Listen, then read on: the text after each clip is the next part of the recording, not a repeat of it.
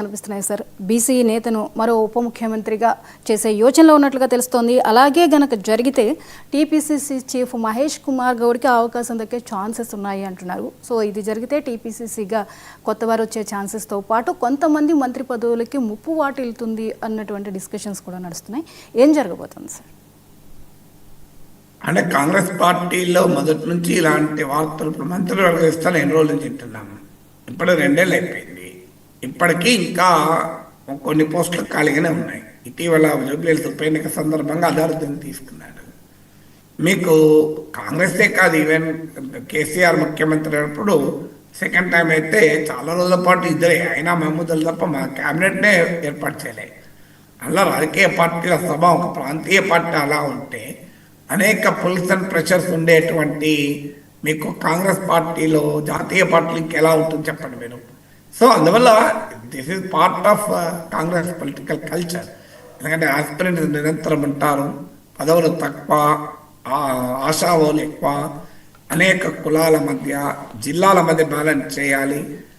Congress party అయినప్పుడు వర్గాల మధ్య కూడా బ్యాలెన్స్ చేయాలి. సో ఈ కులము, వర్గము, ప్రాంతము వీటన్నిటిని బ్యాలెన్స్ చేస్తూ ఉండాలి. దానికి తోడు పార్టీని మళ్ళీ గెలిపించడం అది కూడా కీలకమవుతుంది. అంటే వ్యూహాత్మకంగా కొంతమందికి ఇవ్వాల్సి ఉంటుంది. ఇప్పుడు అజారుద్దీన్ వ్యూహాత్మకంగా ఇచ్చారు ముస్లిం ఓటర్లను అట్రాక్ట్ చేయాలి అని. ఇప్పుడు సామాజిక న్యాయం అంటున్నారు కనుక బీసీలకు పెద్దపీట వేయాలి కనుక ఇటీవల సీనియర్ లీడర్ రాజగోపాల్ రెడ్డి, సుదర్శన్ రెడ్డి, ప్రేమ్ సాగర్ రావు లాంటి వాళ్ళకి కూడా డినై చేసి కొంతమందికి ఇవ్వాల్సి వచ్చింది. వాళ్ళు కూడా కాంగ్రెస్లో చాలా కాలంతో ఉన్నప్పటికీ కూడా ఈ సామాజిక న్యాయం అనేటువంటి రాజకీయ వ్యూహంలో భాగంగా మీకు శ్రీహరికి, లక్ష్మణ్ కుమార్ ఇలాంటి వాళ్ళందరికీ కూడా పదవులు వచ్చాయి. సో ఈ సోషల్ ఇంజనీరింగ్ చేయాల్సి వస్తుంది. సో ఇలా ఇప్పుడు ఇటీవల సుదర్శన్ రెడ్డికి, ప్రేమ్ సాగర్ రావుకు అకామిడేట్ చేశారు క్యాబినెట్ ఉదాయించి. ఎందుకంటే సుదర్శన్ రెడ్డి ముఖ్యమంత్రి రేవంత్ రెడ్డి సన్నిహితుడు, ప్రేమ్ సాగర్ రావు ఉప ముఖ్యమంత్రి బట్టి విక్రమార్క సన్నిహితుడు. ఆదిలాబాద్లో బలమైన నాయకుడు ప్రేమ్ సాగర్ మొదటి నుంచి కాంగ్రెస్ పార్టీని పట్టుకొని ఉన్నాడు. సో ఆదిలాబాద్, నిజామాబాద్లకు ప్రాతినిధ్యం ఇవ్వాలంటే వీళ్ళకి ఇవ్వాలి. కానీ కాస్ట్ కాంబినేషన్ అడ్జస్ట్ అవుతలేదు. ఇప్పుడు రాజగోపాల్ రెడ్డికి ఇవ్వకపోతే ఆయన తిరుగుబాటు చేస్తున్నాడు. ఆయన కాంగ్రెస్ పార్టీ ప్రామిస్ కూడా చేసింది.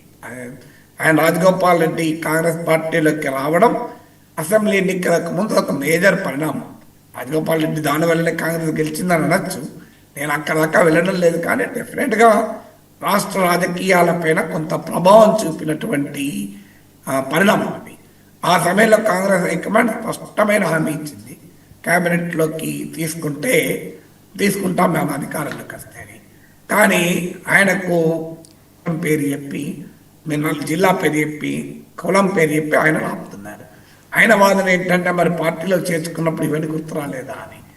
సో కుటుంబంలో 2 ఉన్నారన్న రూల్ నాకే ఎందుకు వర్తిస్తుంది, అందరికి వర్తిస్తుందా దేశంలో అని ఆయన ప్రశ్నిస్తున్నాడు. సో ఆయనను సాటిస్ఫై చేయాల్సి ఉంటుంది. బహుశా ఆయనను సాటిస్ఫై చేయడానికి అడ్డంకిగా ఉన్న సుదర్శన్ రెడ్డికి క్యాబినెట్ హోదా ఇచ్చినట్టు కనబడుతున్నారు. దీనివల్ల రాజగోపాల్ రెడ్డికి లైన్ క్లియర్ అయినా ఆశ్చర్యపడాల్సింది ఏమీ లేదు.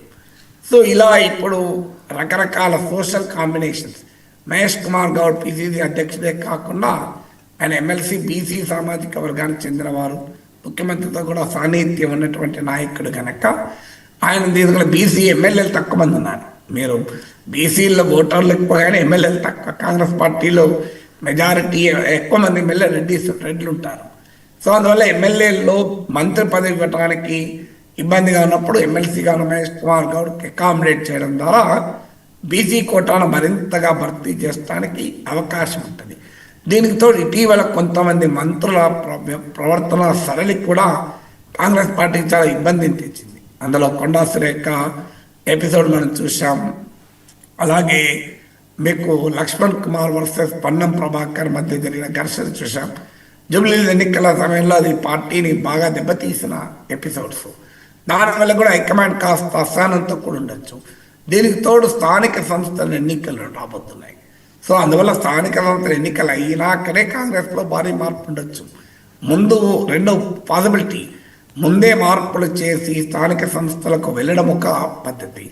రెండోది ఆశావాళ్ళందరికీ కాస్త ఉత్సాహాన్ని ఉండేలా మీరు స్థానిక సంస్థల్లో గెలిచిరండి, స్థానిక సంస్థల్లో మీ పర్ఫార్మెన్స్ బట్టి మీకు పదవులు ఇస్తాము అని టార్గెట్ ఇవ్వచ్చు. సో అందువల్ల ఇట్ ఈస్ పాసిబుల్. సో కాంగ్రెస్లో భారీ మార్పు అప్పటికి స్థానిక సంస్థలు అయిపోయే నాటికి సగం మిట్టం అయిపోతుంది కాంగ్రెస్ ప్రభుత్వానికి.